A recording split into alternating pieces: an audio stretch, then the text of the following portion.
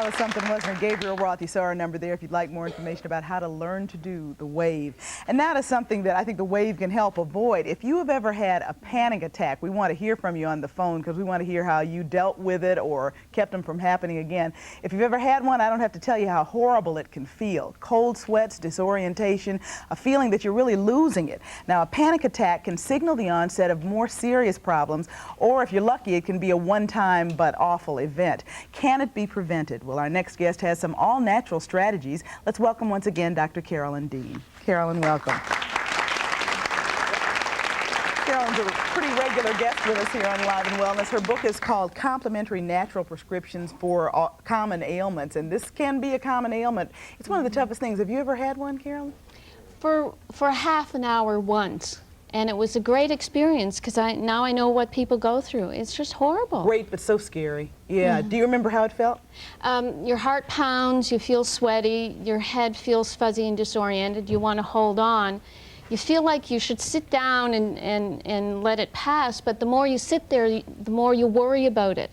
So what I tell people is to start moving. Start singing and start moving. Just to, singing and moving during the attack? Detach yourself. Try to take your mind off of what's going on. Yeah, because it's like your left brain keeps analyzing the situation. Uh-oh, my head is feeling fuzzy. Uh-oh, my heart is going. Am I going to have a heart attack? But if you can dance, like the first segment with Gabriel, it's wonderful because I was dancing with the audience and I have absolutely no adrenaline left in me to create anxiety about what we're doing here. So what we're talking about, what really causes a panic attack is an overabundance of adrenaline, yes? Yeah. Of things going on. But what triggers it? What makes it happen? It's called a fight or flight situation.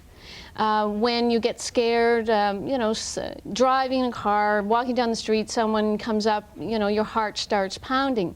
You either should run away or fight the person. That's the automatic response. But if you do neither, then the adrenaline keeps surging in you, and then it leads to other symptoms. You start hyperventilating. Again, because maybe if you want to fight or run away, you need more oxygen. If you don't fight or run away, that oxygen goes to your head and makes you feel dizzy.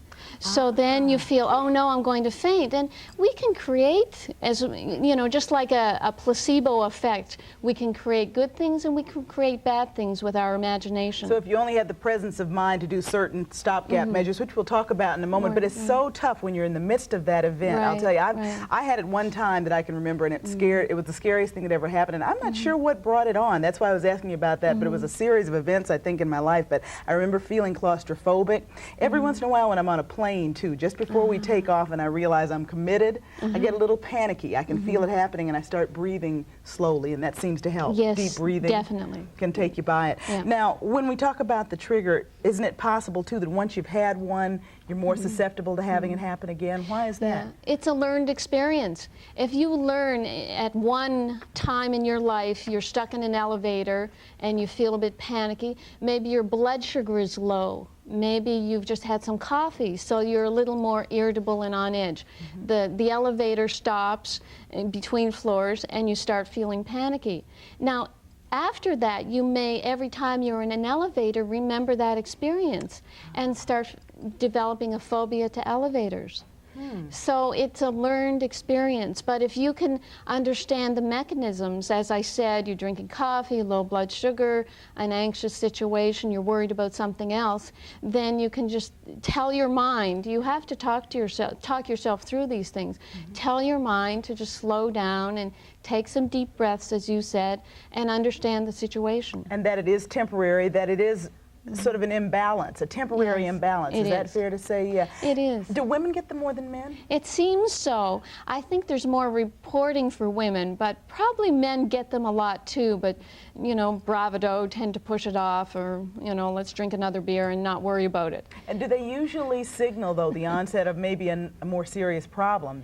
Well, the more serious problem is having recurring anxiety attacks and maybe having agoraphobia, where people get to the point where they won't even go out in public because they're afraid they'd get a trigger for their anxiety. And then to me, a more serious problem would be when people start to take medications for for these things, because Prozac's a big one, Xanax, I'm sure, prescription medications. These days they're prescribed a lot for panic attacks. For panic attacks and for just simple anxiety, whereas if a person understands that they should eat a good diet, not have so many sweets in their diet. You see, low blood sugar, I'll tell you a little bit about that. Let me hold you right there, because we're about to take a short break, and I want to pick up on that point when we come right back. We're talking about panic attacks. It has to do, again, with the diet. Vitamins have a lot to do with there. Specific things that you can do to change what's going on in your body, get rid of some of the stress, and hopefully keep these things from happening. Give us a call, too. We want to hear from you on this if it affects your life. Dr. Carolyn Dean's with us.